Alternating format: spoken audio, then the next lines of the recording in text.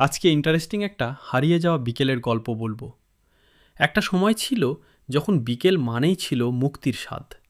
স্কুলের ব্যাগটা ছুঁড়ে ফেলে দিয়ে আমরা ছুটে যেতাম মাঠের দিকে।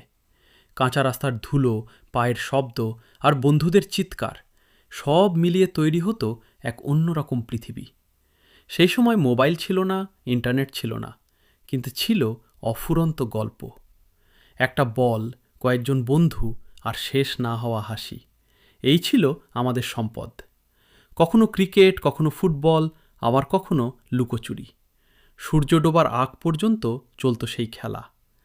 মায়ের ডাক ভেসে আসতো দূর থেকে, এখনো বাসায় আসিস নাই?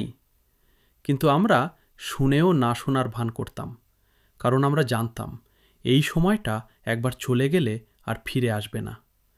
বাড়ি ফিরলে অপেক্ষা করত গরম ভাতের গন্ধ আর দিনের সব গল্প শোনানোর প্রতিযোগিতা। বিদ্যুৎ চলে গেলে ছাদে বসে আকাশের তারা গোনা, সেটাও ছিল এক রোমাঞ্চকর অভিজ্ঞতা। আজ সময় বদলেছে, মাঠগুলো হারিয়ে গেছে, বন্ধুরা ব্যস্ত হয়ে পড়েছে, আর বিকেলগুলো বন্দী হয়ে গেছে স্ক্রিনের ভেতরে। তবুও মাঝে মাঝে চোখ বন্ধ করলে সেই পুরনো বিকেলগুলো আবার ফিরে আসে।